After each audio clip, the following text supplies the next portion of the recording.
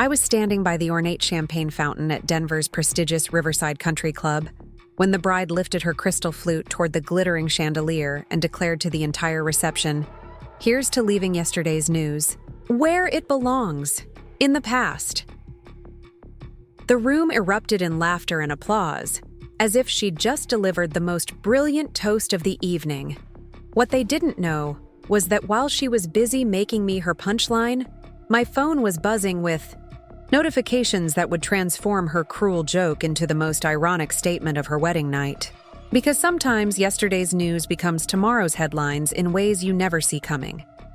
Before we jump back in, tell us where you're tuning in from, and if this story touches you, make sure you're subscribed, because tomorrow I've saved something extra special for you.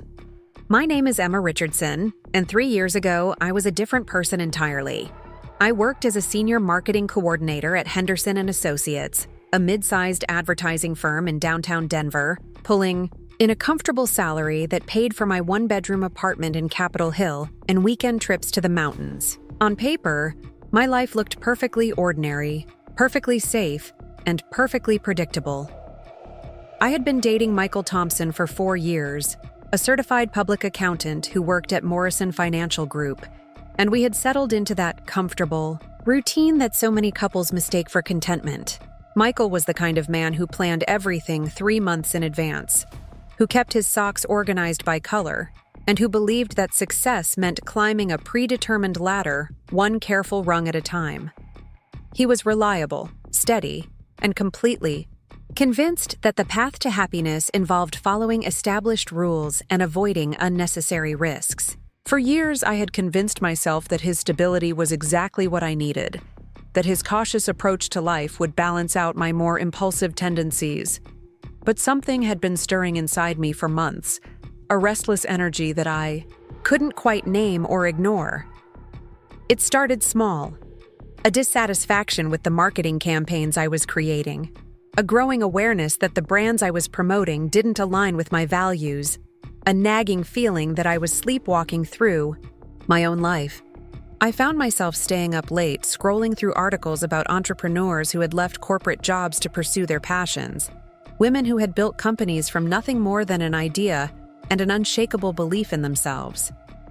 The turning point came during a particularly soul-crushing client meeting where I watched my boss present a campaign for a fast fashion retailer that I knew exploited workers overseas. As I sat in that sterile conference room, listening to executives discuss profit margins while ignoring the human cost of their business model, something crystallized in my mind. I didn't want to spend my life helping companies sell products I didn't believe in. I wanted to be part of the solution, not the problem. That night, I went home to our shared apartment and found Michael watching television, still in his work clothes, a stack of financial statements spread across the coffee table. I sat down beside him, my heart racing with excitement and terror, and told him about the idea that had been consuming my thoughts for weeks. I wanted to start a sustainable fashion company, to create beautiful clothes that didn't come at the expense of environmental destruction or worker exploitation. I had been researching organic fabrics, ethical manufacturing processes, and the growing market of conscious consumers who were hungry for alternatives to traditional retail.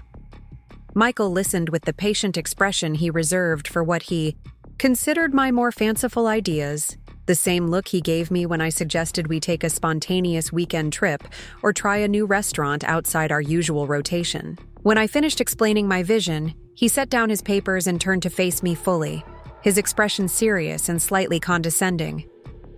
"Emma," he said in the tone people use when they're about to deliver unwelcome reality, "that sounds like a nice hobby, but it's not realistic as a career. The fashion industry is incredibly competitive, and sustainable brands are a niche market at best. You have a good job with benefits and a clear promotion path. Why would you throw that away for something so uncertain?" His words hit me like cold water, but I pressed on, explaining the research I had done, the market trends I had identified, the business plan that was already taking shape in my mind. I told him about the growing number of consumers who were willing to pay more for ethically made products, about the environmental crisis that was driving demand for sustainable alternatives, about the opportunity to build something meaningful rather than just profitable. But Michael's skepticism only deepened with each point I made. He questioned every aspect of my plan, from the initial investment required to the challenges of competing with established brands. He talked about failure rates for new businesses, about the importance of financial security, about the foolishness of abandoning a steady income for what he called idealistic daydreaming. "You're being impractical," he said finally, his voice taking on the edge of irritation that appeared whenever I challenged his worldview. "This isn't how successful people think. Successful people make smart, calculated decisions based on proven strategies. They don't chase every whim that crosses their mind." I felt something inside me wither at his words, but I also felt something else, a spark of defiance that surprised me with its intensity. This wasn't a whim or a passing fancy. This was the first time in years that I had felt genuinely excited about my future. The first time I had seen a clear vision of the life I wanted to build, rather than the life I had simply accepted. Over the following weeks, our conversations about my business idea became increasingly tense. Michael seemed to view my entrepreneurial dreams as a personal attack on the stability we had built together, as if my desire to create something new somehow diminished the value of what we already had. He began making subtle comments about my phase, referring to my research and planning as time wasted on fantasy rather than invested in our relationship. The conflict came to a head on a Thursday evening in October, when I announced that I had scheduled a meeting with a potential business partner, a textile designer named Rachel Martinez, whom I had met through a sustainable fashion networking group. Michael was in the kitchen preparing his usual dinner of grilled chicken and steamed vegetables when I shared the news, and he stopped mid-motion, his expression darkening. "You're actually going through with this," he said, his voice flat with disappointment. "I thought you would come to your senses, but you're really going to pursue this ridiculous idea."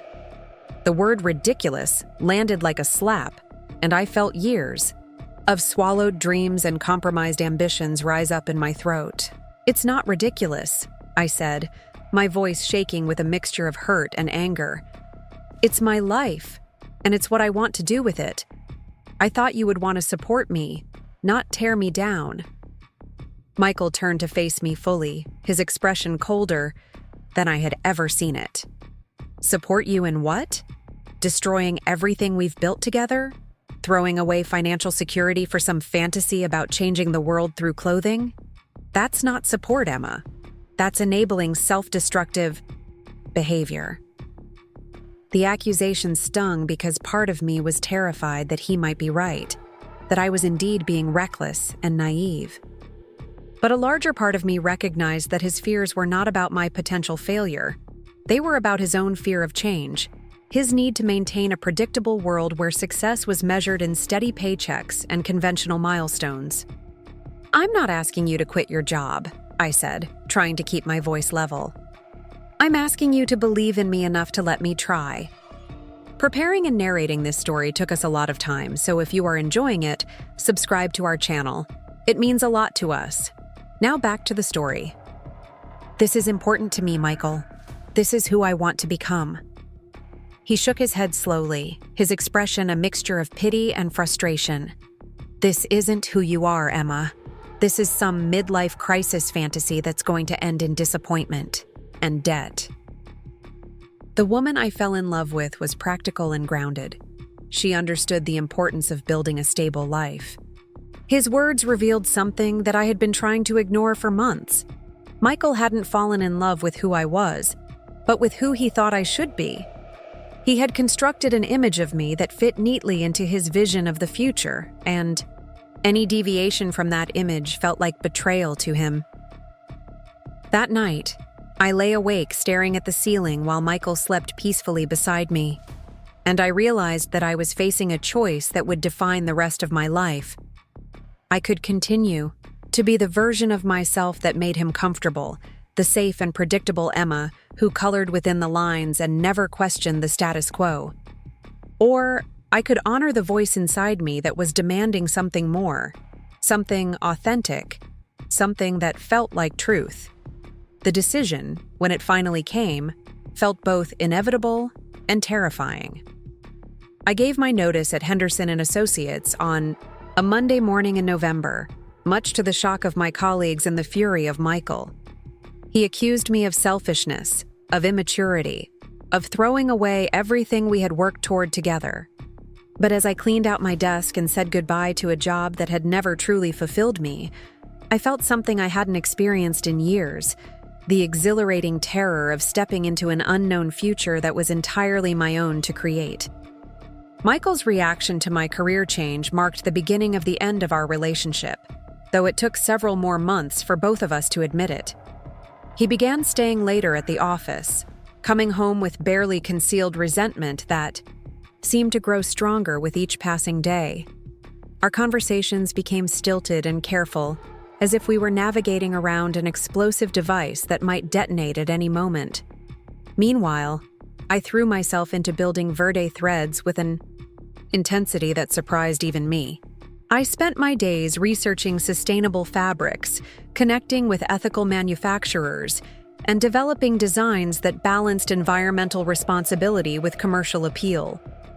Rachel Martinez became not just my business partner, but my closest friend, sharing my vision of creating fashion that could be both beautiful and conscious.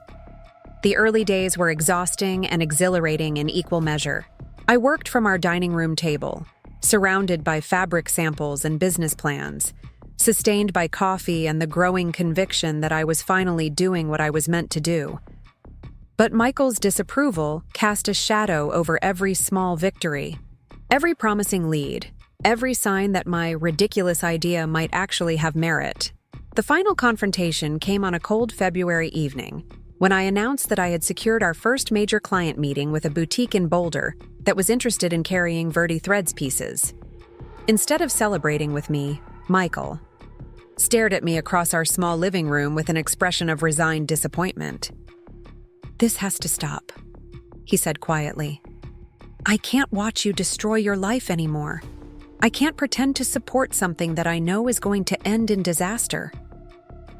I felt something inside me snap at his words, years of doubt and compromise crystallizing into clarity. "The only thing that's going to end in disaster," I said, "is a life lived according to someone else's definition of success.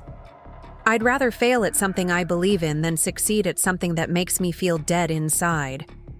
Michael stood up slowly, his movements deliberate and final.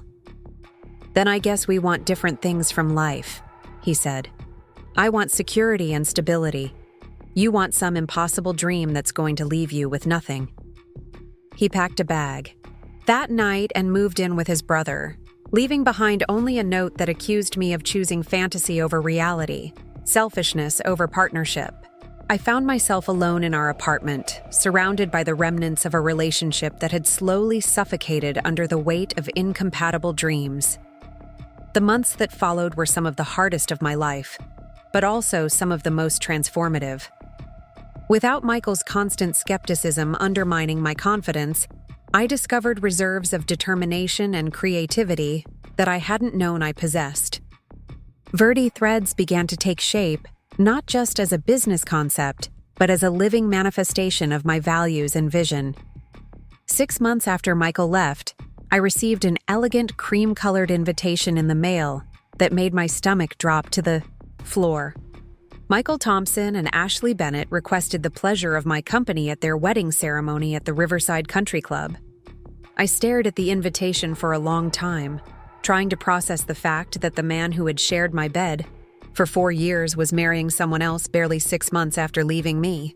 Ashley Bennett, I learned through mutual friends, was a fellow accountant at Morrison Financial Group who shared Michael's love of spreadsheets and 5-year plans. She was everything I had never been: conventional, predictable, and completely content with the safe path that Michael valued above all else. In a way, I felt happy for him. He had found someone who would never challenge his worldview or ask him to grow beyond his comfort zone. But receiving that invitation still felt like a deliberate provocation, a final insult designed to remind me of what I had supposedly lost by choosing my dreams over his security. part of me wanted to ignore it entirely. To spend that Saturday working on my business, instead of watching Michael promise his future to someone who would never ask him to question his assumptions about success and happiness. It was Rachel who convinced me to attend, not out of masochism, but out of a kind of closure. "Show up as the CEO of Verde Threads," she said. "Not as Michael's ex-girlfriend. Show up as the woman who chose to bet on herself instead of settling for someone else's definition of her worth." By the time Michael's wedding day arrived, Verde Threads had grown beyond my wildest expectations. We had launched our online store, partnered with 3 boutiques in Colorado, and attracted the attention of fashion bloggers who were championing sustainable brands. More importantly, I had discovered a sense of purpose and fulfillment that I had never experienced in my corporate job or my relationship with Michael. As I stood in front of my closet that Saturday afternoon, choosing what to wear to my ex-boyfriend's wedding, I realized that I was no longer the same woman who had sat in that sterile conference room 18 months earlier, feeling trapped by other people's definitions of success. I had become someone who created rather than consumed, who built rather than simply maintained, who chose authenticity over approval. I selected a dress from Verde Threads' inaugural collection, a flowing midi dress in deep forest green made from organic hemp silk, with hand-embroidered details that showcased the artisanal quality that set our brand apart from mass-produced alternatives. It was beautiful and sustainable, profitable and ethical. Everything that Michael had insisted was impossible to achieve simultaneously. As I drove toward the Riverside Country Club that evening, I felt a strange mixture of nervousness and anticipation. I wasn't attending Michael's wedding to win him back or to prove anything to him personally. I was going because I had finally learned the difference between being yesterday's news and being tomorrow's headlines, and I was curious to see how that distinction would play out in the ornate ballroom where Michael was celebrating his future, with someone who would never ask him to dream bigger than his comfort zone allowed. The Riverside Country Club embodied everything I had come to associate with Michael's worldview: expensive, traditional, and designed to impress rather than inspire. Crystal chandeliers cast prismatic light across marble floors that reflected the carefully arranged centerpieces of white roses and baby's breath. Every detail screamed of money spent on appearances, from the imported Italian linens to the ice, sculptures that were already beginning to melt in the warm June evening. I had arrived fashionably late, partly from genuine traffic delays, and partly from the small rebellious pleasure of not adhering to Michael's obsessive punctuality. The ceremony had concluded, and guests were already mingling in the grand ballroom, their conversations creating a pleasant hum that mixed with the string quartet's rendition of classical favorites. I accepted a glass of champagne from a passing server and positioned myself near the elaborate fountain that served as the room's centerpiece, hoping to observe without being immediately noticed. Michael looked exactly as I remembered him, perhaps slightly softer around the edges, but otherwise unchanged in his navy suit and perfectly knotted tie. He moved through the crowd with the practiced ease of someone who had never questioned his place in the world, shaking hands with relatives and college friends who congratulated him on his good fortune. His smile was warm and genuine, the kind that had first attracted me to him years ago when we met at a mutual friend's birthday party. Ashley was radiant in the way that brides are supposed to be, her designer gown flowing behind her like liquid silk as she glided from group to group. Accepting compliments and posing for photographs, she was undeniably beautiful, with the kind of polished perfection that came from professional makeup and hairstyling. But there was something calculated about her interactions, as if she were performing the role of happy bride rather than simply being one. I had been nursing my champagne for perhaps 20 minutes when I noticed a familiar figure approaching from across the room. Jessica Chen had been my roommate during our junior year at the University of Colorado, and we had maintained a friendship that survived graduation, career changes, and geographic distances. She worked as a journalist for the Denver Post, covering business and lifestyle stories that often intersected with the entrepreneurial community I had become part of through Verde Threads. Jessica's expression was animated in a way that immediately caught my attention. She carried herself with the purposeful energy of someone who possessed information that was too exciting to contain. Her phone clutched in one hand while she navigated through clusters of wedding guests with single-minded determination. "Emma!" she called out when she was still several feet away, her voice carrying enough enthusiasm to turn a few heads in our direction. "I cannot believe you're here. This is absolutely perfect timing." I embraced her warmly, genuinely happy to see a friendly face in what felt like potentially hostile territory.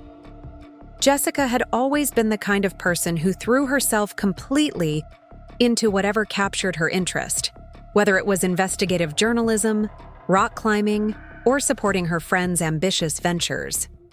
She had been one of the first people to believe in VertiThreads, connecting me with sources and contacts that had proven invaluable during the company's early growth phase. I wasn't sure I'd actually go through with coming, I admitted, glancing around at the opulent surroundings. But Rachel convinced me it might be good closure. Jessica's eyes sparkled with the kind of mischief that had gotten us both into trouble during our college years. "Oh, this is going to be so much better than closure," she said, pulling out her phone with theatrical flourish. "Emma, you have no idea what kind of timing this is. I've been trying to reach you all afternoon." She showed me her phone screen, which displayed her email inbox with several messages marked as urgent. The subject lines were a blur of corporate names and publishing terms that didn't immediately register, but Jessica's excitement was infectious enough to make my pulse quicken with anticipation. "I've been working on that feature story about VertiThreads for 3 months, she explained, speaking quickly in the way she did when professionally excited.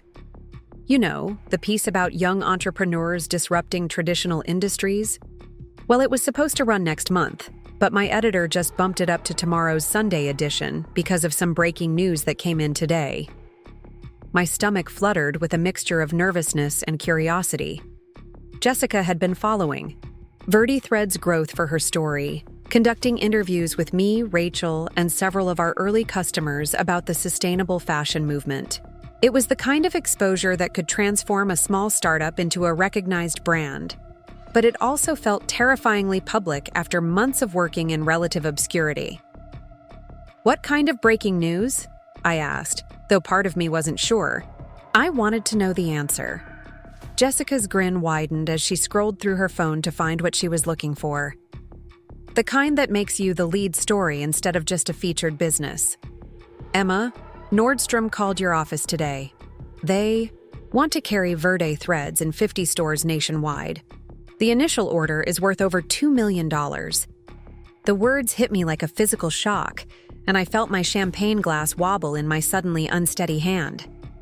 For a moment, the elegant ballroom around us seemed to fade into background noise as I tried to process what Jessica had just told me. Nordstrom was one of the most prestigious department store chains in the country, known for their commitment to quality and their influence over fashion trends. A partnership with them wasn't just a business opportunity. It was validation that VertiThreads had achieved something genuinely significant. "Are you absolutely certain?" I managed to ask, my voice barely above a whisper.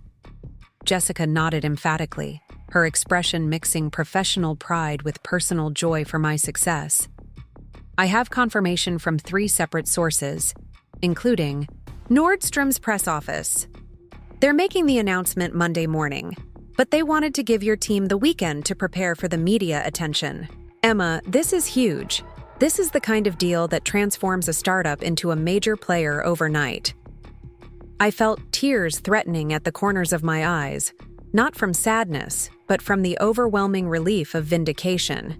Every doubt that Michael had planted in my mind about the viability of VertiThreads, every moment of financial terror during the early months, every sleepless night spent wondering if I had made a catastrophic mistake. All of it was suddenly recontextualized by this single piece of news. "There's more," Jessica continued, barely able to contain her excitement. "The Associated Press picked up my story because of the Nordstrom angle.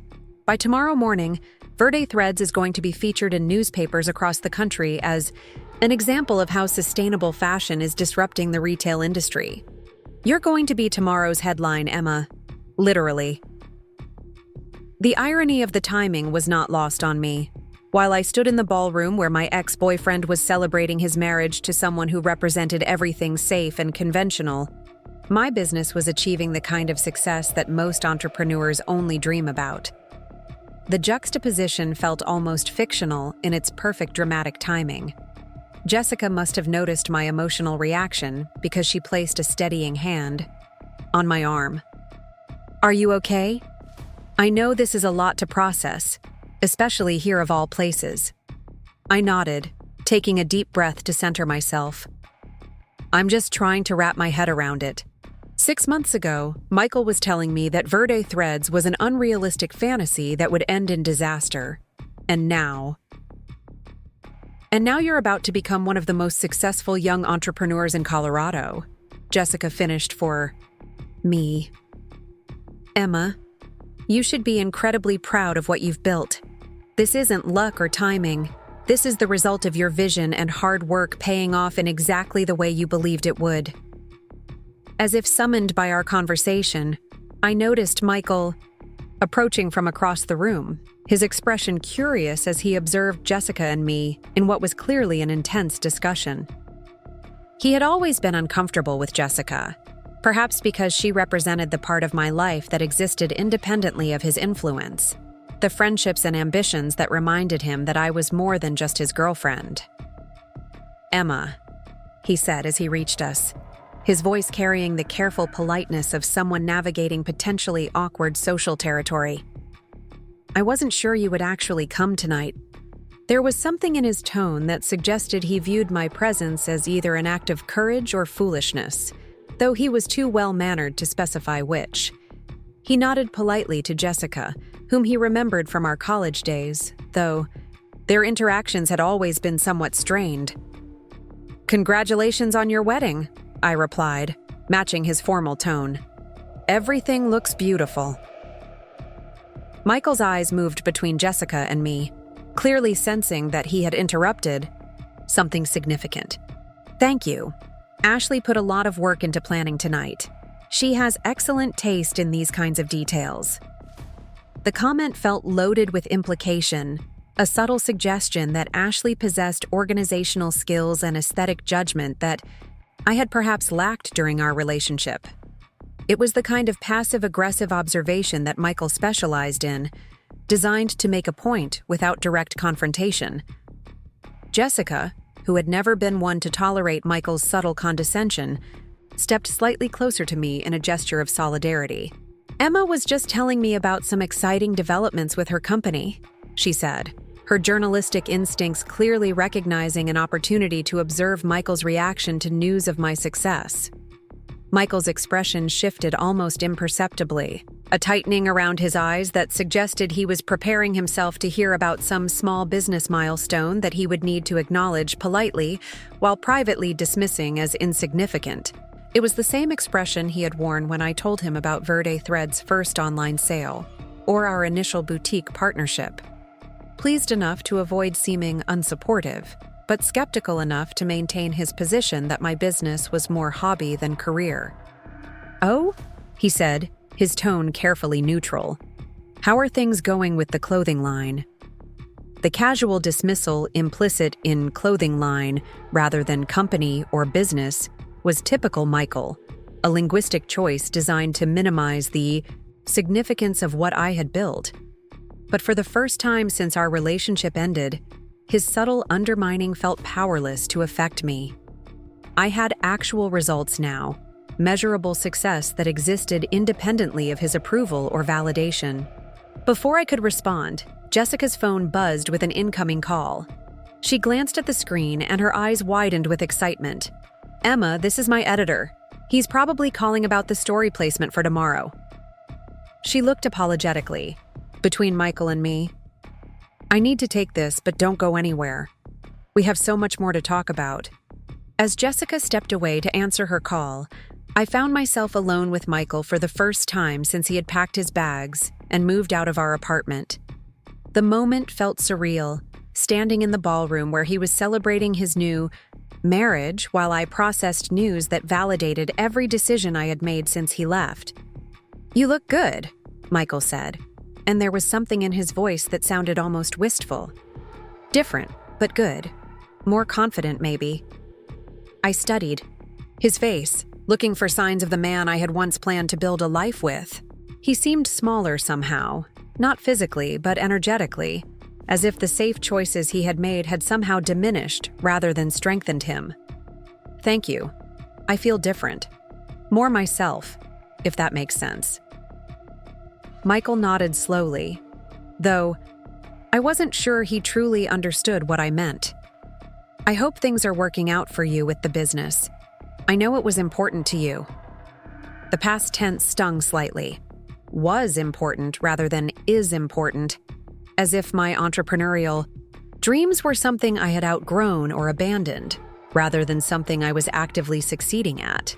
But I recognized that Michael genuinely believed he was being supportive within the limits of his understanding. "It's going well," I said simply, not yet ready to share the news that Jessica had just delivered. Something about the setting and Michael's patronizing tone made me want to save that revelation for a more public moment, when it could serve as a statement rather than just information. Before Michael could respond, Ashley materialized at his side with the fluid grace of someone accustomed to commanding attention. Up close, she was even more striking than she had appeared from across the room, her makeup flawless, and her smile radiating the kind of happiness that comes from achieving exactly what you've always wanted. "Darling," she said, slipping her arm through Michael's with possessive elegance, "your cousin from Phoenix was asking about you. And Emma." Her voice took on the bright, artificial quality that people use when addressing someone they've heard about but never actually liked. "How wonderful that you could join us tonight. Michael has told me so much about you."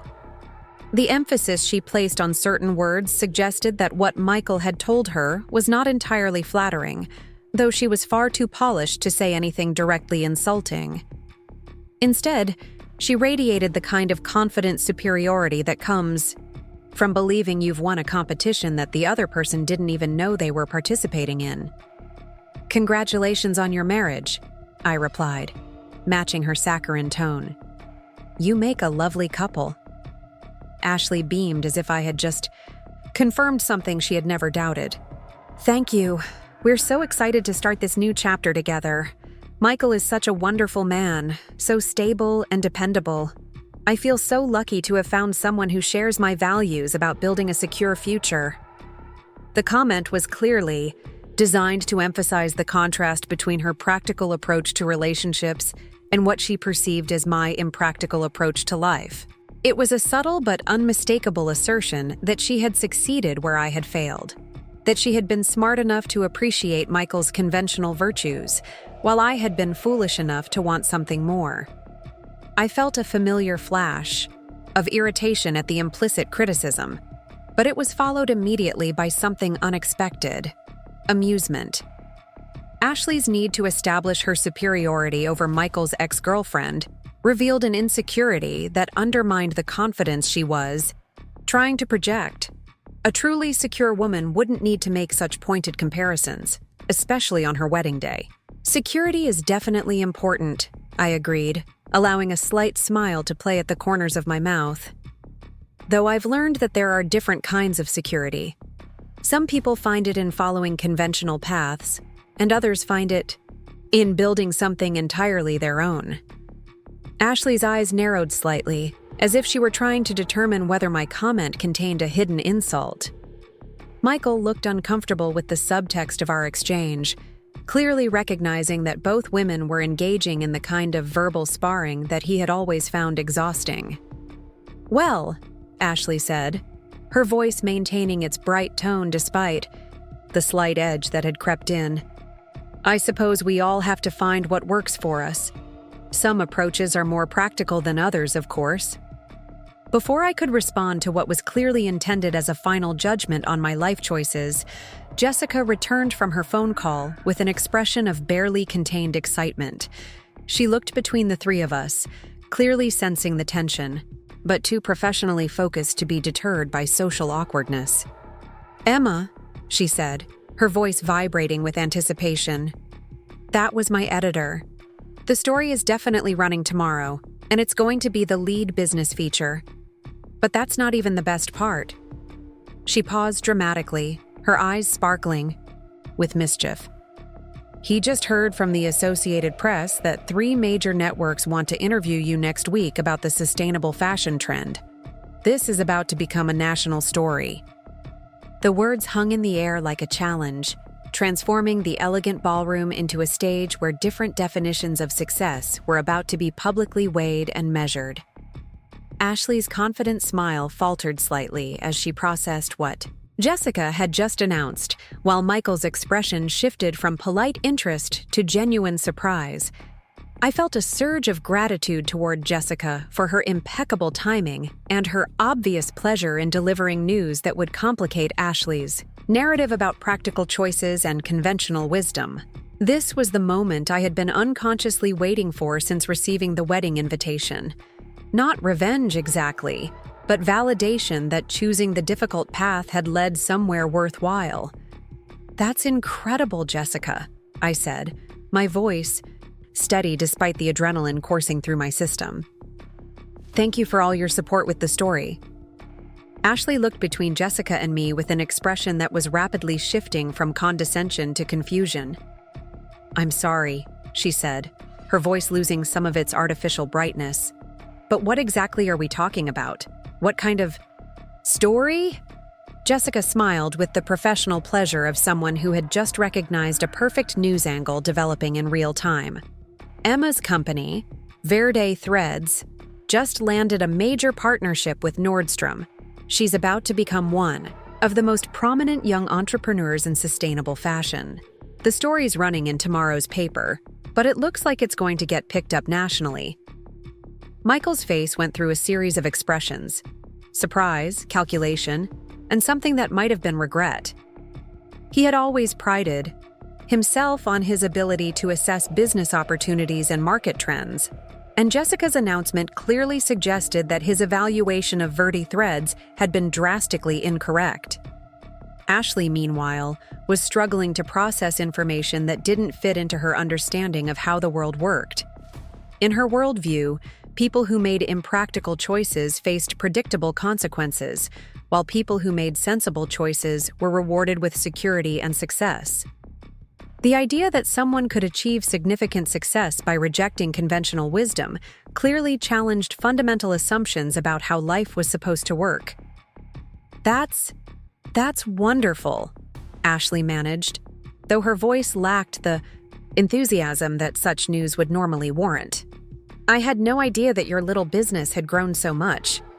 The phrase "little business" was clearly intended to minimize the significance of what Jessica had just described, but it only served to highlight Ashley's discomfort with information that contradicted her preferred narrative. I could see her, mental gears turning as she tried to find a way to reframe this development that would preserve her sense of superiority. Michael, to his credit, seemed genuinely pleased despite his obvious surprise. "Emma, that's really impressive," he said, and his voice carried what sounded like authentic admiration. "I have to admit, I didn't think the market for sustainable fashion was large enough to support that kind of growth." His acknowledgement of his miscalculation was as close to an apology as I was likely to get from Michael, and I appreciated his honesty even as I recognized that it came too late to change anything between us. We had wanted fundamentally different things from life, and no amount of business success would bridge that philosophical divide. "Thank you," I replied simply. "It's been an incredible journey." Ashley seemed to sense that the conversation was moving in a direction that didn't favor her, and she tightened her grip on Michael's arm while forcing her smile back to full brightness. "Well, we should probably get back to our other guests," she said. "Thank you so much for coming tonight, Emma. It's been lovely catching up." The dismissal was politely delivered, but unmistakable in its intent. Ashley had heard enough about my unexpected success, and was ready to return to an environment where she could control the narrative about her perfect wedding and superior life choices. But Jessica, who had spent years developing an instinct for recognizing when a story was reaching its most interesting point, was clearly not ready to let the moment pass. "Actually," she said, "I'm hoping to get a few more quotes from Emma for a follow-up piece. Would it be okay if we found a quiet corner to talk for a few more minutes?" I nodded gratefully, recognizing that Jessica was offering me an escape from what was becoming an increasingly awkward conversation. As we moved away from Michael and Ashley, I caught a glimpse of the bride's expression, which had hardened into something that looked distinctly less than radiant. The evening was developing in ways that none of us had anticipated, and I had the distinct feeling that the most dramatic moments were still ahead of us. Part 3. The Inciting Incident. The conversation with Jessica had left me feeling energized and slightly disoriented, as if I were experiencing someone else's life rather than my own. We found a relatively quiet alcove near the floor-to-ceiling windows that overlooked the country club's meticulously maintained gardens, where the late afternoon sun was casting long shadows across manicured lawns and geometric flower beds. "I need you to understand how significant this really is," Jessica said, settling into one of the upholstered chairs that had been strategically placed throughout the ballroom for guests who needed a respite from socializing. "The Nordstrom partnership isn't just about the money, though $2.3 million is obviously substantial for a company your size. It's about market validation on a scale that most sustainable fashion brands never achieve." I sank into the chair beside her, grateful for a moment to process everything that had happened in the last 30 minutes. The champagne I had been nursing was making me feel slightly lightheaded, or perhaps that was simply the effect of receiving life-changing news in such a surreal setting. "When I started Verde Threads," I said, "I honestly thought success would mean being able to pay myself a living wage while creating products I could feel good about. The idea that we'd be carried in 50 Nordstrom stores seemed like pure fantasy." Jessica pulled out her phone and showed me an email that had arrived while we were talking with Michael and Ashley. "This is from my editor. He's been in contact with Nordstrom's public relations department, and they're planning a major marketing push around their commitment to sustainable fashion. Verde Threads is going to be featured prominently in their fall campaign. Emma, you're about to become the face of ethical fashion for one of the most influential retailers in the country." The implications of what she was describing felt overwhelming. I had started Verde Threads partly as a response to my frustration with the fashion industry's environmental impact, but also as a way to prove to myself that I could build something meaningful outside the constraints of corporate employment. The idea that my small rebellion against conventional career paths was about to become a national news story felt both thrilling and terrifying. "There's something else you should know," Jessica continued, her expression becoming more serious. "I've been researching the sustainable fashion market for months as part of this story, and Verde Threads isn't just successful. You're ahead of the curve in ways that are going to matter enormously over the next few years. Consumer demand for ethically produced goods is growing faster than most established brands can adapt to meet it. You positioned yourself perfectly for a market shift that most people didn't see coming." I thought about the countless hours I had spent researching organic fabrics and ethical manufacturing processes, driven not by market analysis, but by a genuine desire to create products that aligned with my values. The idea that my personal convictions had accidentally positioned me at the forefront of a significant industry trend felt like validation of every instinct that Michael had dismissed as impractical idealism. Michael used to say that sustainable fashion was a niche market that would never support a real business, I admitted, surprising myself with how little pain the memory now carried. He thought I was chasing a trend that would fade once people realized how much ethical products cost. Jessica laughed, but not unkindly. Michael was thinking like an accountant instead of an entrepreneur. He was looking at current market conditions instead of anticipating future demand.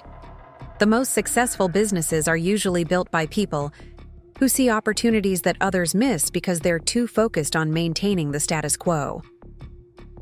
Her words reminded me of countless conversations with Michael about risk assessment and financial planning, discussions that had always left me feeling like my entrepreneurial instincts were character flaws rather than potential strengths.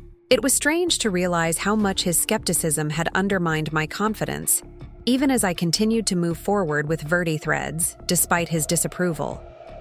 "You know what the really beautiful part of this is?" Jessica said, her eyes sparkling, with the kind of mischief that had made her such an entertaining roommate in college. "Tomorrow morning, when people across the country are reading their Sunday papers, they're going to see your story as an example of how young entrepreneurs are disrupting traditional industries. And some of those people are going to be reading that story while sitting at their kitchen tables, thinking about their own dreams that other people have told them were impractical. The thought of inspiring other people to pursue their own entrepreneurial ambitions was more gratifying than any personal vindication could have been. I had started Verdi Threads for my own reasons, but the idea that my success might encourage other women to trust their instincts over other people's limitations felt like the kind of legacy I had never dared to imagine. From across the ballroom, I could see Michael and Ashley moving through their reception with practiced grace, accepting congratulations and posing for photographs with the various family members and college friends who had gathered to celebrate their union. They looked happy in the uncomplicated way that people do when their lives are unfolding exactly according to plan, when every milestone has been achieved at the appropriate time and in the expected sequence. There was something almost enviable about their certainty, the way they moved through their wedding reception without apparent doubt or anxiety about the future they were creating together. They had chosen safety and convention, and they were being rewarded with social approval and the comfortable predictability that came with following established paths. But watching them also reminded me of how suffocated I had felt during the final months of my relationship with Michael, how his need for security had begun to feel like a cage that was growing smaller with each passing day. I had wanted partnership, with someone who would encourage me to grow beyond my comfort zone, not someone who would try to contain my ambitions within acceptable boundaries. "Do you ever wonder what would have happened if you had stayed with Michael?" Jessica asked, following my gaze across the ballroom. I considered the question seriously, trying to imagine the alternative version of my life where I had chosen relationship stability over entrepreneurial risk. "I think I would have spent the rest of my life wondering what Verdi Threads could have become," I said, "and I think I would have resented him for making me choose between his approval and my dreams."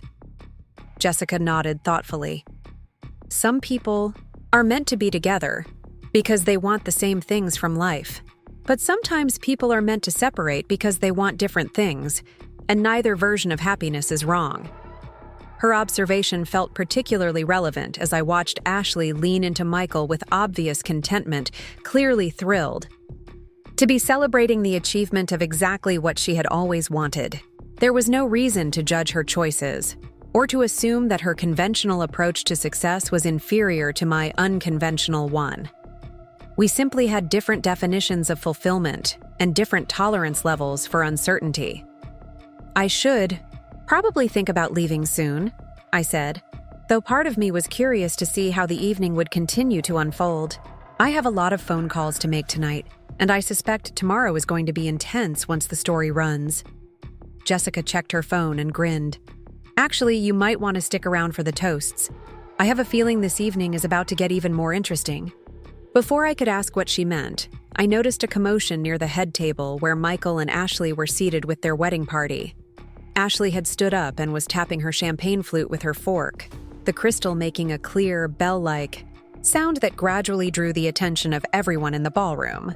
"Ladies and gentlemen," Ashley announced, her voice carrying the practiced projection of someone accustomed to public speaking, "if I could have your attention for just a moment, I'd like to share a few thoughts about this wonderful evening." The ballroom gradually quieted as guests turned toward the head table. Champagne flutes paused midway to lips while conversations trailed off into expectant silence. Ashley basked in the attention with obvious pleasure, her smile radiant as she surveyed the room full of family and friends who had gathered to celebrate her happiness. Jessica leaned closer to me, her expression alert with the kind of anticipation that journalists develop when they sense that something newsworthy is about to happen. "This should be interesting," she murmured. I felt a flutter of unease in my stomach, though I couldn't pinpoint exactly why Ashley's toast was making me nervous. Perhaps it was simply the awkwardness of being present at my ex-boyfriend's wedding. Or perhaps it was some instinctive recognition that Ashley's need to address the entire reception suggested something more complex than standard wedding gratitude. Ashley raised her champagne flute higher, her smile taking on an edge that seemed sharper than mere happiness. "Michael and I are so grateful to be surrounded by the people who truly matter in our lives," she began, her voice sweet, but carrying an undertone that made me increasingly uncomfortable. "When Michael and I got together," she continued, "he was such a good man, but he had been hurt by someone who didn't understand his worth. Someone who was more focused on chasing impossible dreams than on appreciating the wonderful reality that was right in front of her." My blood went cold as I realized that Ashley's toast was not going to be the generic expression of wedding day joy that I had expected. She was using her position as the center of attention to make a public statement about Michael's previous relationship, about me, to a room full of people who probably had no idea what she was talking about but were too polite to interrupt. Jessica grabbed my arm, her grip tight with shock and professional fascination. This was clearly not the kind of behavior she had anticipated from a society wedding toast, and I could practically see her mental gears turning as she processed the implications of what was happening. "I helped Michael heal from that disappointment," Ashley continued, her voice gaining confidence as she warmed to her theme. "I showed him what it meant to be with someone who valued security and partnership over selfish ambition, someone who understood that love means putting your relationship first, not chasing fantasies that were never going to work out anyway." The ballroom had grown uncomfortably quiet, with guests exchanging uncertain glances as they tried to determine whether Ashley's comments were appropriate wedding toast material or something more personally motivated. I could see Michael's expression growing increasingly uncomfortable, though he seemed frozen by social convention and uncertain how to intervene without creating an even more awkward scene. "So here's to leaving the past where it belongs," Ashley concluded, raising her glass higher with theatrical flourish. "And here's to people who know the difference between yesterday's news and tomorrow's headlines." The toast rang out across the ballroom with crystal clarity, and I felt the words hit me like a physical blow. Ashley had managed to publicly humiliate me while maintaining the pretense of celebrating her wedding, using her position as the bride to deliver what was essentially a character assassination disguised as gratitude. The room erupted in applause and laughter, though I suspected many guests were responding more to social expectation than genuine appreciation for Ashley's sentiment. Glasses clinked together in enthusiastic support of what appeared to be a celebration of true love triumphing over past mistakes, though those who knew the specific details of Michael's relationship history might have recognized the more personal nature of Ashley's comments. I sat frozen in my chair, my face burning with humiliation and anger while my mind struggled to process what had just happened. Ashley had used the most public moment of her wedding reception to mock my entrepreneurial dreams and to position herself as the superior woman who had succeeded where I had failed. She had turned my presence at their wedding into an opportunity for public vindication of her choices and public ridicule of mine. Jessica was staring at me with a mixture of outrage and professional fascination, clearly recognizing that she had just witnessed something that went far beyond normal wedding drama. "Emma," she whispered urgently, "did she really just do what I think she did?" I nodded mutely, too shocked and hurt to trust my voice. Ashley's toast had been calculated cruelty disguised as wedding joy, a deliberate attempt to humiliate me, in front of a room full of strangers while positioning herself as the wise woman who had learned from my supposed mistakes. But even as I sat there processing the sting of public embarrassment, I became aware of something else. The phone in my purse was buzzing with increasing frequency, as if the universe itself were responding to Ashley's challenge about yesterday's news and tomorrow's headlines. Jessica seemed to notice the buzzing at the same time I did. "Emma," she said, her voice tight with excitement and anticipation, "I think you need to check your phone. Right now." Part 4. The Betrayal Foundation. The weight of Ashley's public. Humiliation settled over me like a heavy blanket, making it difficult to breathe normally or think clearly. I fumbled for my phone with hands that were trembling slightly, partly from anger and partly from the adrenaline that comes with being unexpectedly attacked in a social situation. The ballroom around us continued to buzz with post-toast conversations, but I felt isolated from the celebration, as if Ashley's words had created an invisible barrier between me and the rest of the wedding reception.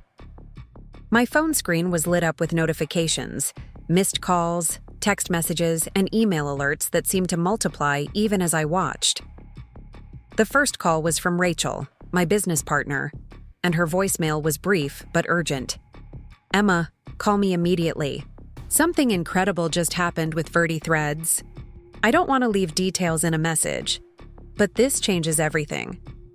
The second call was from my lawyer, which immediately made my stomach clench with worry. Legal calls on Saturday evening were never routine business updates. Her message was equally cryptic. "Emma, I've been contacted by several major media outlets about Verdi Threads. We need to discuss some opportunities that have developed very quickly. Please call me back as soon as possible." But it was the third message that made my hands start shaking in earnest. It was from someone I didn't recognize, identifying himself as a producer from Good Morning America. "Ms. Richardson, we'd like to schedule you for an interview Monday morning about your company's partnership with Nordstrom and your role in the sustainable fashion movement. This is time-sensitive, so please return my call at your earliest convenience." Jessica was watching my face intently, clearly reading my expression and recognizing that whatever news I was receiving was significant. "What is it?" she asked, leaning closer so she could speak without being overheard by nearby wedding guests. I showed her the messages, watching her eyes widen as she processed the implications of what we were looking at. "Emma?" she said, her voice barely above a whisper. "This isn't just about the Nordstrom partnership anymore. Something bigger is happening." Before I could respond, my phone rang with an incoming call from Rachel. I answered quickly, stepping slightly away from the noise of the reception so I could hear clearly. "Emma, thank God you answered." Rachel's voice was vibrating with excitement and stress in equal measure. "Where are you right now? Are you somewhere you can talk?" "I'm at a wedding reception," I said, glancing around at the elegant ballroom. That suddenly felt surreal given the conversation I was having. "What's happening? Your message sounded urgent." "Urgent doesn't begin to cover it," Rachel replied. "After we got the Nordstrom confirmation this afternoon, I started making calls to update our other retail contacts about our expanded capacity. But then something incredible happened. 3 other major retailers called us within 2 hours. Target wants to discuss a partnership for a sustainable basics line. Macy's is interested in carrying us in their top 20 stores. And Saks Fifth Avenue wants to meet about featuring Verdi Threads in their upcoming sustainability campaign." I felt my knees go weak and had to grip the back of a nearby chair for support. "Are you serious? All of this happened today?" "Emma, it gets better. Or maybe more overwhelming, depending on how you look at it. The Sustainable Fashion Conference in New York called. They want you to be their keynote speaker next month. Vogue's sustainability editor wants to interview you for their September issue.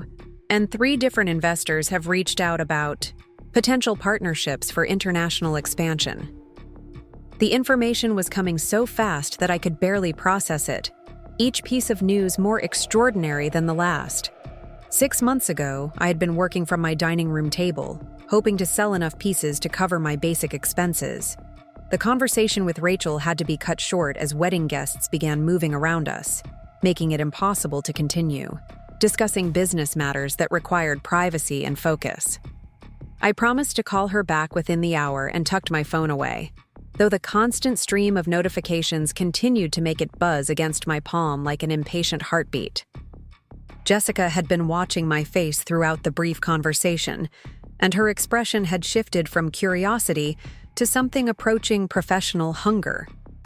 As a journalist, she was clearly recognizing that she was witnessing a story unfold in real time, the kind of coincidental timing that made for compelling narrative structure. "Emma," she said, gripping my arm with barely contained excitement, "do you realize what just happened? Ashley just gave a toast about yesterday's news and tomorrow's headlines, and while she was speaking, you were literally receiving calls about becoming tomorrow's headlines. The irony is so perfect, it feels scripted." I was still processing the magnitude of what Rachel had told me, trying to calculate what it would mean for Verde Threads to partner with multiple major retailers simultaneously. The logistics alone seemed overwhelming. Increasing production capacity, managing supply chains, hiring additional staff, maintaining quality standards while scaling rapidly. These were the kinds of challenges that successful entrepreneurs dreamed of having, but they also represented a level of responsibility that felt almost paralyzing. "I need some air," I said, realizing that the combination of champagne, emotional stress, and shocking news was making me feel lightheaded. "And I need to return these calls somewhere quiet." Jessica nodded understandingly. "There's a terrace outside the main ballroom. It should be relatively private, and you'll have better cell reception out there." We made our way through the crowd of wedding guests, past the elaborate floral arrangements and gleaming crystal, toward the French doors that led to the country club's outdoor entertaining area. The evening air was warm and fragrant with the scent of jasmine from the carefully maintained gardens, and the setting sun was casting everything in the kind of golden light that photographers call magic hour. The terrace was mercifully empty, except for a few guests who were smoking cigars near the far railing, their conversations too distant to interfere with phone calls. I found a quiet corner where wrought iron furniture was arranged around a small table, and settled into one of the cushioned chairs, while Jessica positioned herself nearby with the discretion of someone who understood that she was witnessing something potentially newsworthy. My first callback was to Rachel, who answered before the first ring finished. "Tell me you're somewhere you can talk freely," she said without preamble. "I'm on a terrace at the wedding venue," I replied. "It's private enough. Rachel, I need you to walk me through everything again because I'm having trouble processing how much has changed in the last few hours." "Okay, let me start from the beginning and go slowly," Rachel said, and I could hear her taking a deep breath to organize her thoughts. "This morning, we confirmed the Nordstrom partnership, which by itself was huge news.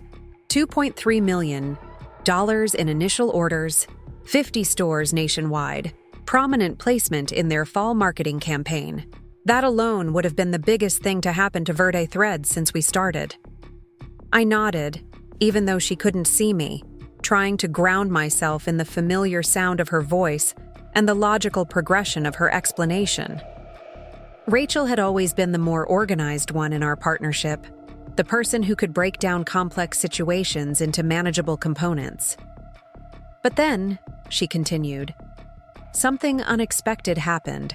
The news about our Nordstrom partnership apparently got leaked to some industry contacts before the official announcement on Monday, and instead of hurting us, it created a kind of feeding frenzy among other retailers who suddenly realized they might be missing out on the sustainable fashion trend." "What do you mean by feeding frenzy?" I asked, though I was beginning to suspect I knew the answer. "I mean that within 3 hours of the Nordstrom news circulating, I received calls from buyers at Target, Macy's, and Saks Fifth Avenue. Not inquiries, Emma. Actual partnership offers with specific terms and timelines. Target wants us to develop an exclusive Sustainable Basics line that would be carried in over 300 stores. Macy's is offering prominent placement in their top 20 flagship locations, and Saks wants to feature Verde Threads as the centerpiece of their holiday sustainability campaign." The numbers Rachel was describing seemed to exist in a different universe from the modest business projections we had been working with just that morning. I had built Verde Threads around the idea of steady, sustainable growth that would allow us to maintain our ethical standards while gradually expanding our market reach. The possibility of partnering with multiple major retailers simultaneously had never entered my most optimistic projections. Rachel, are we even capable of handling that kind of volume? I asked. Our current production capacity is designed for boutique sales and limited online orders. What you're describing would require us to scale up by a factor of 10 or more. That's exactly what I've been thinking about, Rachel replied, and I could hear the excitement building in her voice despite the logistical challenges she was acknowledging. We'd need to bring on additional manufacturing partners, hire a much larger team, probably relocate to a bigger facility. It would essentially mean transforming Verde Threads from a small sustainable fashion brand into a major player in the ethical retail space. The transformation she was describing felt both thrilling and terrifying. Part of me was exhilarated by the possibility of achieving the kind of market impact that could genuinely influence how consumers thought about fashion and environmental responsibility. But another part of me worried about whether rapid expansion might compromise the values and attention to detail that had made Verde Threads successful in the first place. There's something else, Rachel continued, and her tone became more serious. I've been getting calls from investors all afternoon, not just local angel investors or small venture capital firms. Major investment groups that specialize in scaling sustainable businesses. They're talking about funding rounds that would value Verde Threads at amounts I never imagined possible. How major are we talking about? I asked, though I wasn't sure I was prepared for the answer. Emma, one of the firms that called, is talking about a Series A round that would value the company at $15 million. Another group mentioned the possibility of international expansion funding that could take us global within 18 months. These are opportunities that most entrepreneurs spend years trying to achieve, and they're all happening at once. I sat in silence for a moment, watching the sun continue to set over the country club's manicured grounds while trying to process information that seemed to belong to someone else's life. This morning, I had been focused on managing the growth of a small sustainable fashion company. Now Rachel was describing opportunities that would position Verde Threads as a significant force in the global retail market. From inside the ballroom, I could hear the sound of music and laughter as Michael and Ashley's wedding reception continued, the celebration proceeding exactly as planned, while my own life was being fundamentally transformed by phone calls and business opportunities that had materialized out of nowhere. The contrast felt almost surreal, as if I were existing in two parallel realities simultaneously. Rachel, I said finally, I need to ask you something honestly. Do you think we're ready for this? Not financially or logistically, but as people? 6 months ago, we were working out of my apartment. Are we prepared to handle the kind of responsibility and pressure that comes with managing a major retail operation? There was a pause before Rachel answered, and when she spoke, her voice carried the thoughtful tone she used when wrestling with complex problems. I think the question isn't whether we're ready now, but whether we're willing to grow into being ready. These opportunities won't wait for us to feel completely prepared. But Emma, if we don't take them, someone else will fill this market space, and we'll spend the rest of our lives wondering what could have happened. Her words reminded me of the choice I had faced when deciding to leave my corporate job to start Verde Threads. The same tension between security and possibility that had defined so many of the major decisions in my life. The safe choice would be to decline most of these opportunities and focus on gradual, manageable growth. But the transformative choice would be to embrace the uncertainty and trust that we could learn fast enough to keep up with our own success. What does your gut tell you? Rachel asked. Not your logical brain that's trying to calculate all the risks, but your instinct about whether this feels right. I closed my eyes and tried to tune out the sounds of the wedding reception, the anxiety about making the wrong decision, the overwhelming nature of the choices I was facing. When I focused on the essential question of whether Verde Threads was meant to become something larger than we had originally envisioned, the answer came with surprising clarity. It feels right, I said. Scary and overwhelming, but right. Like, this is what we've been building toward even when we didn't realize it. That's what I was hoping you'd say, Rachel replied, and I could hear the relief in her voice. Because I already scheduled preliminary meetings with 3 of the investment groups for next week. I figured if you weren't interested, we could always cancel. But if you were ready to move forward, we wouldn't waste time getting started. I laughed despite the stress of the situation, recognizing Rachel's characteristic approach of preparing for multiple possibilities simultaneously. It was one of the qualities that made her such an effective business partner, her ability to think several steps ahead while remaining flexible enough to adapt when circumstances changed. So what happens next? I asked. What do we need to do between now and Monday to prepare for everything you've set in motion? First, we need to have a serious conversation about equity and decision-making structure if we're going to bring on major investors, Rachel said. Then we need to put together a comprehensive business plan that addresses scaling, supply chain management, and international expansion possibilities. And we probably need to hire a lawyer who specializes in retail partnerships and investment negotiations. The list of tasks she was outlining seemed daunting, but also energizing in the way that meaningful challenges could be. After months of managing the day-to-day operations of a small business, the prospect of tackling strategic questions about Verde Thread's future felt like exactly the kind of problem I wanted to be solving. Rachel, I said, I want you to know how grateful I am that you've been handling all of this while I was at this wedding. I can't imagine trying to navigate these opportunities without a partner I trust completely. That's what partnerships are for, she replied warmly.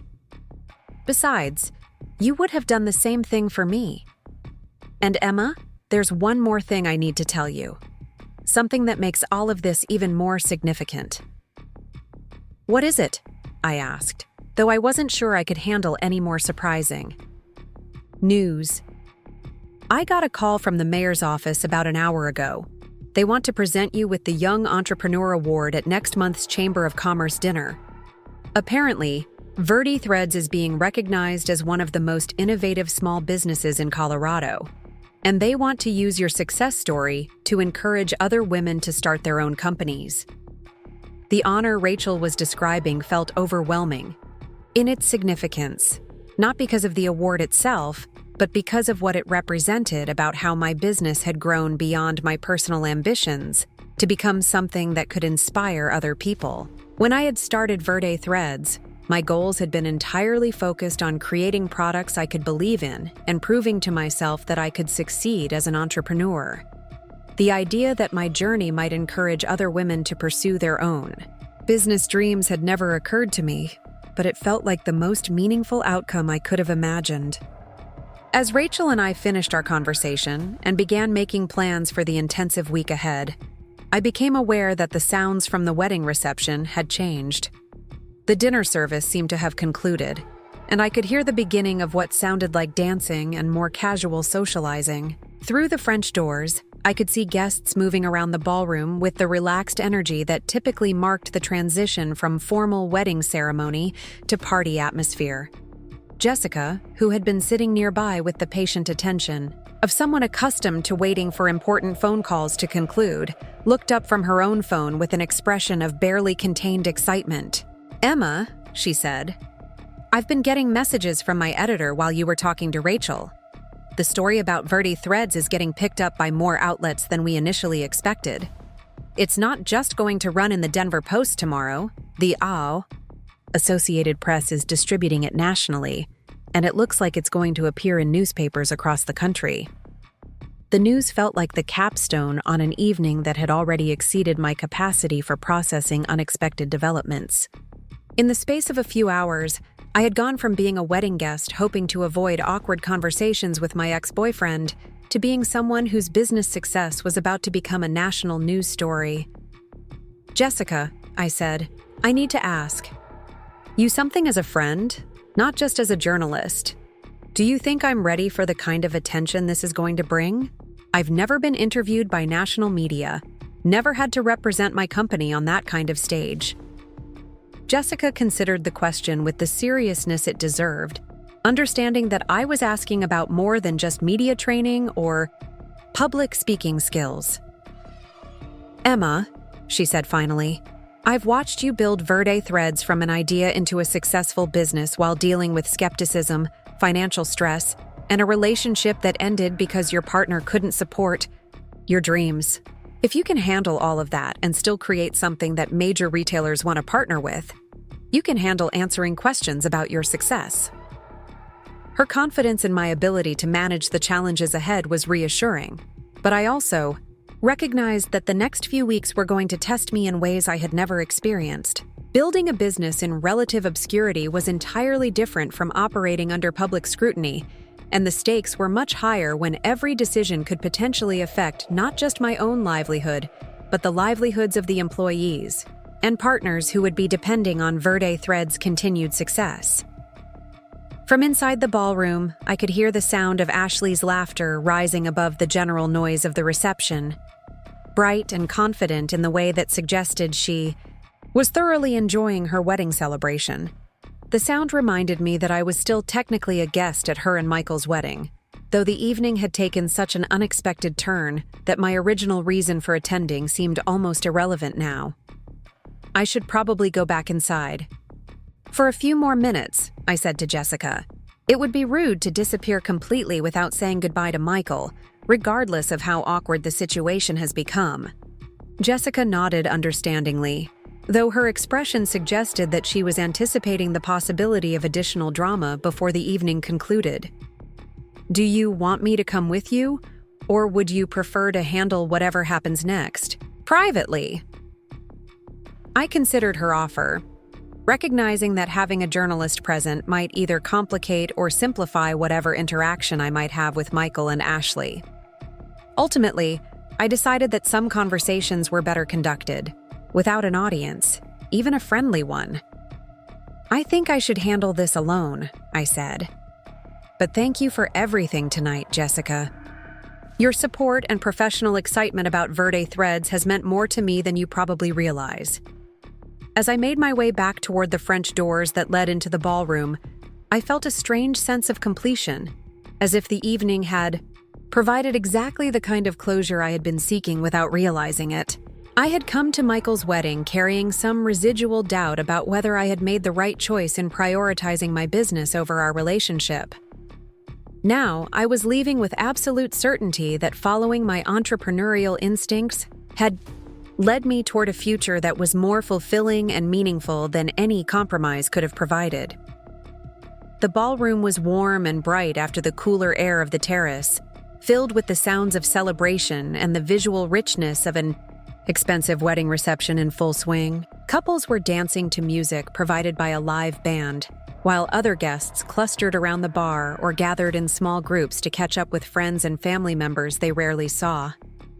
I spotted Michael near the edge of the dance floor, standing with a group of his college friends who were recounting some apparently hilarious story from their shared past. He looked relaxed and genuinely happy in a way that reminded me of why I had originally been attracted to him, before our fundamental differences about risk and ambition had created insurmountable tension between us. As I approached the group, Michael noticed me and excused himself from the conversation, walking over with the slightly cautious expression of someone who wasn't sure what to expect from our interaction. "Emma," he said, "I wanted to apologize for Ashley's toast earlier. I think she was trying to be supportive of our relationship, but she didn't handle it very gracefully." His apology was more generous than I had expected, acknowledging that Ashley's public comments had been inappropriate without completely throwing his new wife under the bus. It was the kind of diplomatic response that demonstrated both his genuine decency and his continued discomfort with conflict or confrontation. "Thank you for saying that," I replied. "I know weddings can bring out strong emotions in people, and I'm sure Ashley was just trying to celebrate your happiness together." Michael nodded, though his expression suggested that he was still processing the evening's events and trying to understand how they fit into his understanding of how social situations were supposed to unfold. I hope things are going well for you with your business, he said. I know it was important to you. The past tense he used, was important, suggested that he still thought of Verde threads as something I had tried rather than something I was succeeding at. But I recognized that his limited understanding of my current situation wasn't something that needed to be corrected in this context. It's going very well, I said simply. Better than I had hoped when I first started. Before Michael could respond, Ashley appeared at his side with the graceful timing of someone who had been monitoring our conversation from across the room. She had changed from her wedding gown into a shorter, more practical dress that was better suited for dancing, though she still looked every inch the radiant bride. "Emma," she said, her voice carrying the same artificially bright tone she had used earlier. "I hope you enjoyed the reception. It's been such a perfect evening for us."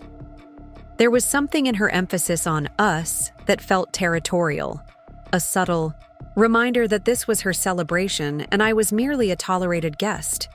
But rather than feeling diminished by her possessiveness, I found myself feeling something closer to pity for someone who felt the need to assert her superiority so consistently. "It's been a beautiful wedding," I replied honestly. "Congratulations. Again on your marriage. I hope you'll both be very happy together." Ashley smiled with what appeared to be genuine warmth, perhaps recognizing that I posed no threat to her happiness and could therefore be treated with gracious condescension rather than defensive hostility. "Thank you so much. And I hope you find everything you're looking for in your own life." The comment was carefully phrased to sound supportive, while actually suggesting that I was still searching for something that Ashley had already achieved. It was exactly the kind of subtle slight that she specialized in, designed to maintain her sense of superiority while allowing her to appear magnanimous. But as I stood there listening to Ashley's politely veiled condescension, my phone buzzed with yet another notification, and I realized that I no longer cared about winning or losing whatever competition she thought we were engaged in. Tomorrow morning, when Ashley was reading about Verde threads in newspapers across the country, she would understand that some people's definitions of success extended far beyond the conventional milestones that she valued so highly. "Thank you," I said, meaning it more than she could possibly realize. "I think I've already found exactly what I was looking for." As I stood there exchanging pleasantries with Michael and Ashley, my phone began buzzing with an intensity that was impossible to ignore. The notifications were coming so rapidly that the device was practically vibrating in my purse, creating a subtle but persistent distraction from the polite conversation we were attempting to maintain. Ashley noticed the buzzing first, her eyes darting toward my purse with the kind of curiosity that people display when something unexpected interrupts their carefully orchestrated plans. "Sounds like someone's popular tonight," she said, her tone light but carrying an undertone of irritation that suggested she viewed any distraction from her wedding reception as mildly inappropriate. I reached for my phone with an apologetic smile, intending to quickly silence the notifications and return my attention to the conversation. But as I glanced at the screen, I saw something that made my breath catch in my throat. The notifications weren't just the usual evening messages from friends or family. They were alerts from news outlets, social media platforms, and business contacts, all responding to something that was apparently happening in real time. The first notification was from LinkedIn, alerting me that my profile had been viewed over 300 times in the past hour. The second was from Twitter, showing that Verde threads had been mentioned in dozens of posts from fashion industry accounts I didn't even know were following us. But it was the third notification that made my hands start trembling with excitement and disbelief. It was an email from the producer at Good Morning America, and the subject line read, "Urgent. Interview moved to tomorrow morning. National interest extremely high." The preview text was visible enough for me to see that they were describing Verde threads as the sustainable fashion success story that's capturing America's attention, and requesting that I be available for a live television interview at 6:30 the following morning. Michael was watching my face with growing concern, clearly recognizing that whatever I was reading was significant enough to cause a visible reaction. "Emma, is everything all right?" he asked, his voice carrying the gentle tone he had always used when he thought I might be getting overwhelmed by something. Before I could respond, my phone rang with an incoming call from a number I didn't recognize. But the caller ID showed CNN Business. I stared at the screen for a moment, trying to process the fact that a major television network was calling me at 9 o'clock on a Saturday evening during my ex-boyfriend's wedding reception. "I'm sorry," I said to Michael and Ashley, "but I think I need to take this call. It appears to be work-related." Ashley's expression shifted from mild annoyance to something approaching curiosity, though her smile remained fixed in place with the determination of someone who refused to let anything disrupt her perfect evening. "Of course," she said graciously. "We understand how important work can be." There was something in her tone that suggested she was being patronizing about what she assumed was a minor business matter that could have waited until Monday. But I was too focused on the phone call to pay much attention to her subtle condescension. I answered the call while stepping slightly away from Michael and Ashley, hoping to handle whatever the CNN producer wanted quickly and efficiently so I could return to the social obligations of being a wedding guest. "Ms. Richardson," said a crisp, professional voice. "This is Catherine Walsh from CNN Business. I apologize for calling so late on a Saturday, but we've been following the story about Verdi Thread's partnership with Nordstrom, and we understand. There have been some additional developments tonight that make this an even more significant business story." I felt my stomach flutter with nervous energy as I realized that somehow, news about Verdi Threads was spreading much faster and reaching much further than I had anticipated. "What kind of developments are you referring to?" I asked, though I suspected the answer had to do with the phone calls Rachel had been fielding all afternoon. "We have sources indicating that Verdi Threads has received partnership offers from multiple major retailers in the past 6 hours, potentially positioning your company as the leading sustainable fashion brand for mainstream American consumers," Catherine explained. "We'd like to schedule you for an interview tomorrow to discuss how this rapid expansion reflects broader changes in consumer behavior and retail strategy." The professional way she described Verdi Thread's situation made it sound both more significant and more intimidating than it had when Rachel and I were discussing it privately. Having CNN frame our business developments as a major retail story felt like validation that we had achieved something genuinely newsworthy, but it also highlighted the level of public scrutiny that would accompany our success. "I appreciate your interest," I said, "but I'm not sure I'm prepared for a television interview on such short notice. This has all developed very quickly, and I want to make sure I can represent my company appropriately." Catherine's voice took on the persuasive tone that experienced journalists use when they sense a reluctant but important interview subject. "Ms. Richardson, with respect, the story is going to run with or without your participation. We can either present Verdi Thread's success as told by you, or we can tell it based on information from other sources. Given that this is your company and your achievement, I think you'd prefer to control the narrative." Her point was compelling and slightly concerning. If major news outlets were going to cover Verdi Threads regardless of my cooperation, it made more sense to participate in the coverage and ensure that the story was accurate and complete. But the thought of representing my company on national television felt overwhelming, especially given that I had started the day expecting nothing more eventful than an awkward wedding reception. "Can I call you back within the hour?" I asked. "I need to discuss this with my business partner and make sure we're prepared to handle this level of media attention responsibly." "Of course," Catherine replied. "But Ms. Richardson, I should mention that we're not the only outlet interested in this story. The faster you can make a decision about participating, the better positioned you'll be to shape how Verdi Threads is presented to the public." After ending the call, I stood for a moment trying to process the surreal nature of my situation. 6 hours ago, I had been driving to my ex-boyfriend's wedding, primarily concerned about avoiding awkward social interactions. Now I was fielding calls from national news networks about my company's rapid expansion and trying to decide whether I was ready to become a public spokesperson for the sustainable fashion movement. Michael and Ashley had been watching my conversation with obvious curiosity, and Ashley's expression had shifted from polite interest to something more focused and calculating. She was clearly trying to piece together information from the fragments of conversation she had overheard, and her journalistic instincts were apparently sharp enough to recognize that something significant was happening. "That sounded like a very important call," Ashley said when I returned to their vicinity. "I hope it wasn't bad news that's interrupting your evening." Her concern sounded genuine, but there was something in her voice that suggested she was fishing for information about what kind of business emergency might warrant calls from news organizations on a Saturday night. I got the impression that she was still operating under the assumption that VertiThreads was a small, struggling startup that might be dealing with some kind of crisis.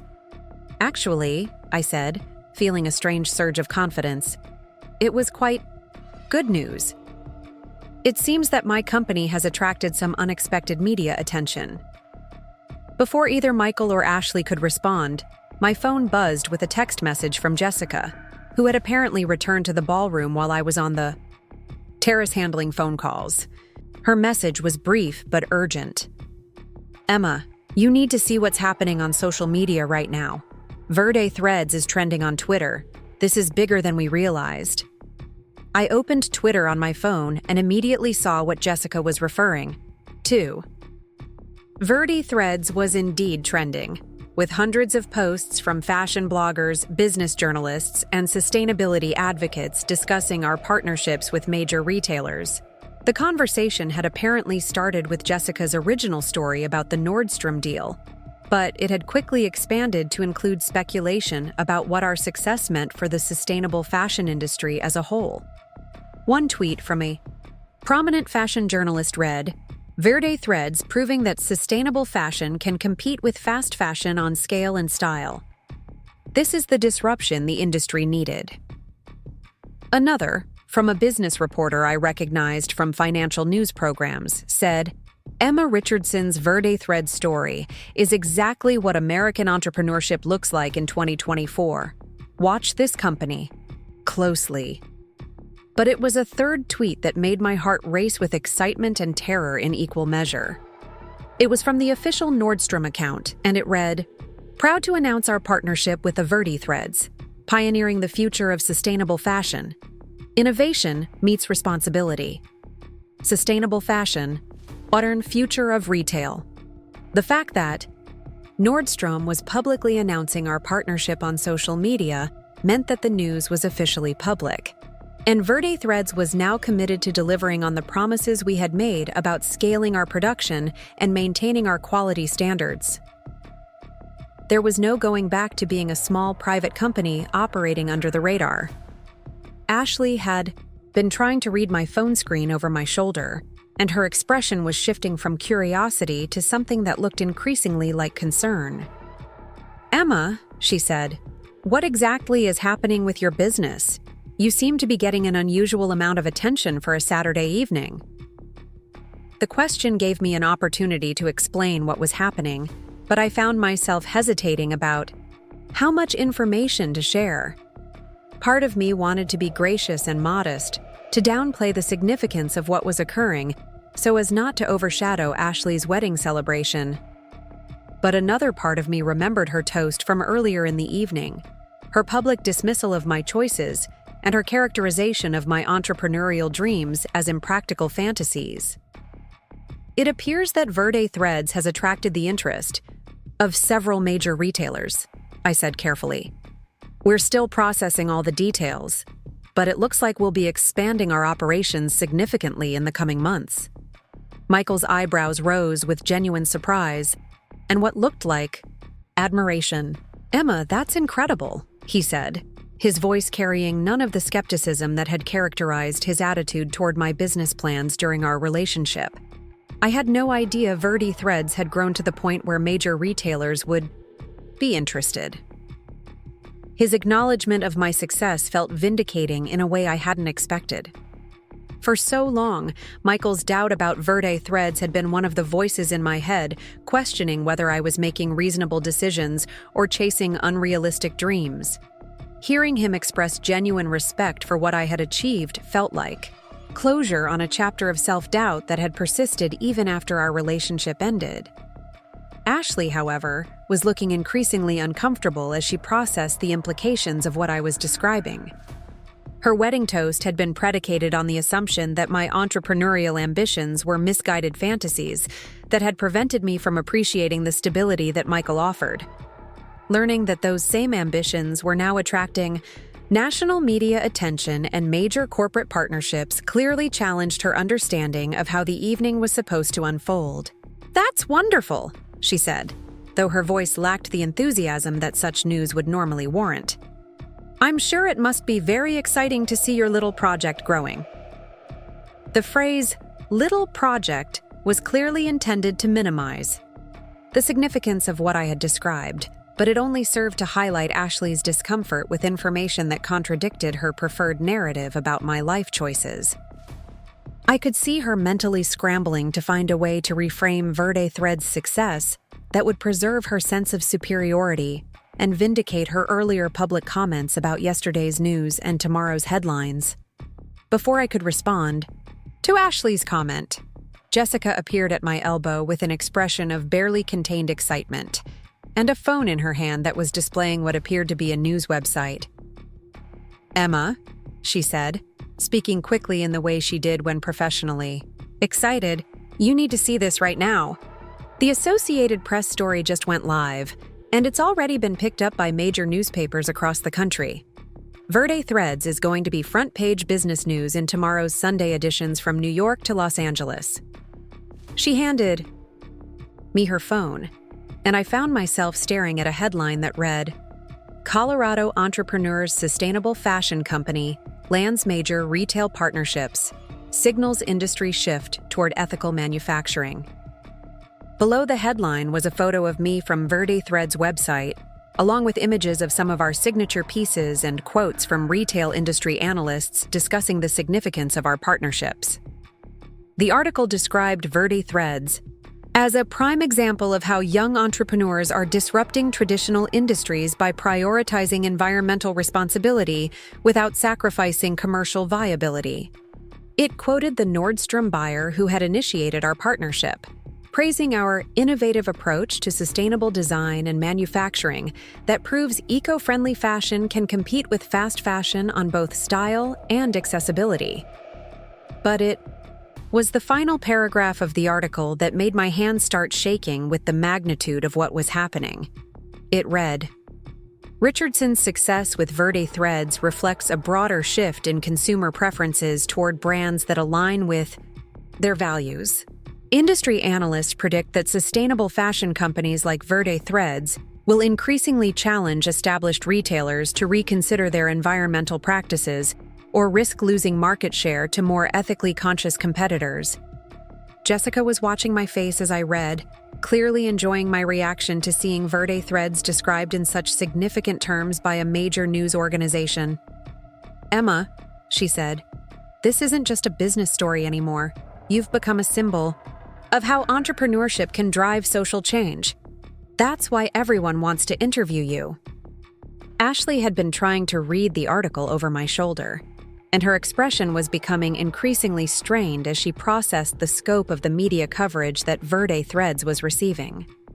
The comfortable narrative she had constructed about my impractical dreams and her superior life choices was being systematically dismantled by objective evidence of my business success. "I don't understand," she said, her voice taking on a slightly sharp edge that suggested she was struggling to maintain her gracious hostess demeanor. "How did all of this happen so quickly?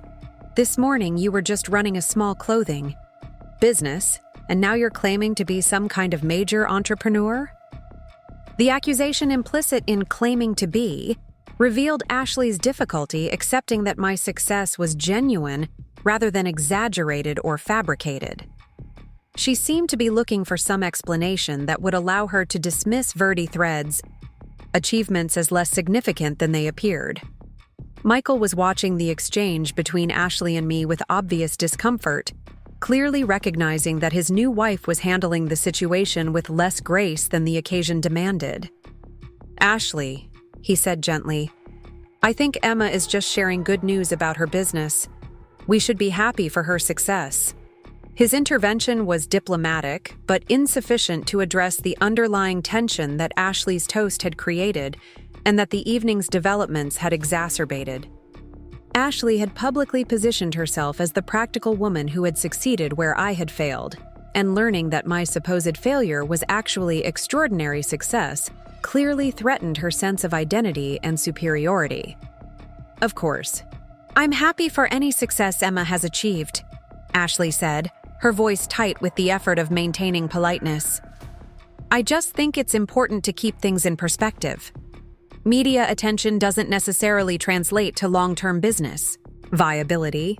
Her comment was designed to cast doubt on the significance of VerdeThread's recent developments, while allowing her to appear supportive and wise rather than jealous or defensive. But the attempt to diminish my achievements only highlighted her obvious discomfort with the way the evening had unfolded. Jessica, who had been listening to this exchange with the professional interest of someone who recognized interpersonal drama when she saw it, stepped forward with her phone still in hand. "Actually," she said, addressing Ashley directly, "the media attention VerdeThreads is receiving is specifically because multiple major retailers have made substantial partnership offers based on the company's proven track record and growth potential. This isn't speculation or hype. These are concrete business deals worth millions of dollars." The precision with which Jessica delivered this information was clearly intended to leave no room for Ashley to minimize or dismiss what was happening. As a journalist, she understood the difference between media buzz and substantive business news, and she was making it clear that VerdeThreads fell into the latter category. Ashley's face flushed slightly as she realized that her attempts to downplay my success were being directly contradicted by someone with professional expertise in evaluating business stories. She looked around the small group that had gathered, apparently searching for some way to reassert control over a conversation that had moved far beyond her comfort zone. "Well," she said finally, "I suppose we'll have to wait and see how everything works out in the long term. Success in business requires more than just initial enthusiasm." Her comment was a final attempt to suggest that VerdeThread's current achievements were somehow preliminary or unproven, but it lacked conviction and came across as more petulant than wise. Michael looked embarrassed by her obvious difficulty in graciously acknowledging my success, while Jessica appeared to be mentally taking notes for what was clearly becoming a more complex and interesting story than she had originally anticipated. Before anyone could respond to Ashley's comment, my phone rang again, this time with a call from Rachel. I answered quickly, stepping slightly away from the group to have some privacy for what was likely to be another significant business conversation. "Emma, where are you right now?" Rachel asked without preamble. "I've been trying to reach you for 20 minutes, and we have a situation that requires immediate attention." "I'm still at the wedding," I replied. "What kind of situation?" "The good kind, but it's moving so fast that we need to make some decisions tonight," Rachel said, her voice vibrating with excitement and stress. After the Associated Press story went live, I've received calls from 6 additional retailers, 2 more investment groups, and something called the White House Initiative on Women's Entrepreneurship. I felt my knees go weak at the mention of the White House, and I had to grip the back of a nearby chair for support. "What did you just say about the White House?" "They want to feature VerdeThreads as a case study in their upcoming report on women-owned businesses that are driving economic growth and environmental progress," Rachel explained. "Emma, this is the kind of recognition that most entrepreneurs spend their entire careers hoping to achieve, and it's all happening in one day." The conversation with Rachel continued for several more minutes as she walked me through the various opportunities and requests that had developed throughout the evening. By the time I ended the call, I felt like I was living in someone else's life. someone whose business success had exceeded every reasonable expectation and attracted attention from institutions I had never imagined would know Verde threads existed. When I returned to the group where Michael, Ashley, and Jessica were waiting, I could see that the dynamic had shifted during my absence. Ashley looked increasingly agitated, while Michael appeared to be trying to calm her down with quiet words and reassuring gestures. Jessica was standing slightly apart from them, watching with the alert expression of someone who was witnessing a situation that was becoming more dramatically interesting by the minute. "Is everything all right?" Michael asked as I rejoined them. "You look like you've received some overwhelming news." I nodded slowly, still trying to process the magnitude of what Rachel had told me. "It appears that Verde Threads is going to be featured in a White House report on women's entrepreneurship," I said, the words feeling strange and unreal even as I spoke them. Ashley's expression went through a series of rapid changes: surprise, disbelief, calculation, and finally something that looked like barely controlled frustration.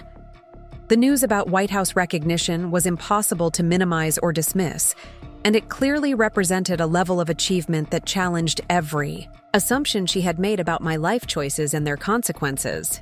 "That's incredible, Emma," Michael said, and his voice carried genuine awe.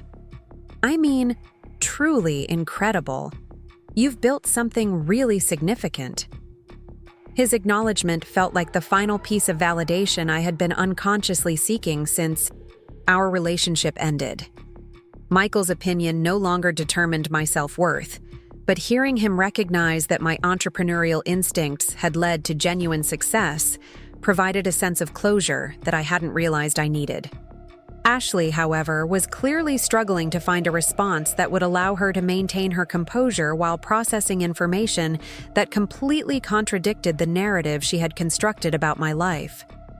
Her wedding toast about yesterday's news in tomorrow's headlines was being revealed as ironically prophetic in ways she had never intended. "This is all very exciting," she said finally, her voice tight with the effort of appearing gracious. "But I think we should remember that tonight is supposed to be about celebrating Michael and my marriage, not about business achievements." Her attempt to redirect attention back to the wedding was understandable, but revealed her desperation to regain control over an evening that had taken an unexpected turn. She had planned a celebration that would affirm her choices and her superiority, but instead she found herself confronting evidence that the woman she had mocked in her toast was achieving extraordinary success. Jessica, who had been quietly observing this entire interaction, stepped forward with her phone in hand, and an expression that suggested she was about to add another layer of complexity to an already dramatic situation. "Actually," she said, "there's one more thing everyone should know. The story about Verde Threads has been picked up by international media outlets. Emma, your company is being featured in British, Canadian, and Australian newspapers as an example of American innovation in sustainable business practices. This is global news now." The information Jessica shared felt like the culmination of an evening that had consistently exceeded my ability to predict or process what was happening.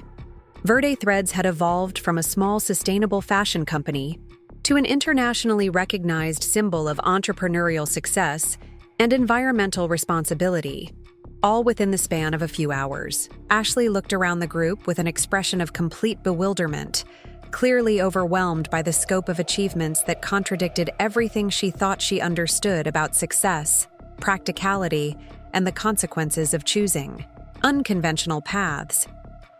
Her carefully constructed superiority had been systematically dismantled by objective evidence that the woman she had publicly mocked was experiencing extraordinary professional vindication.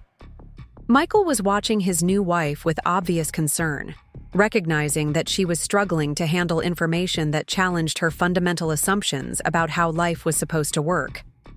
His wedding day was being overshadowed by his ex-girlfriend's unexpected success, creating exactly the kind of complex emotional situation that he had always found difficult to navigate. But as I stood there surrounded by the evidence of Verde Threads' rapid ascension to national and international recognition, I realized that I no longer cared about winning or losing whatever competition Ashley thought we were engaged in. Her need to diminish my achievements revealed her own insecurities and limitations, while my success spoke for itself in ways that required no defense or explanation. The evening had provided me with something more valuable than revenge or vindication. It had given me absolute certainty that choosing authenticity over approval, courage over comfort, and meaningful work over conventional security had led me toward a life that exceeded every dream I had been brave enough to imagine. Tomorrow morning, newspapers across the country would feature stories about Verde threads and sustainable entrepreneurship, while television producers would be calling to schedule interviews about the future of ethical fashion. But tonight, I was simply a woman who had learned the difference between being yesterday's news and making tomorrow's headlines.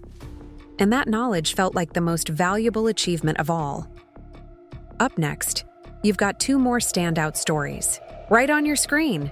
If this one hit the mark, you won't want to pass these up. Just click and check them out.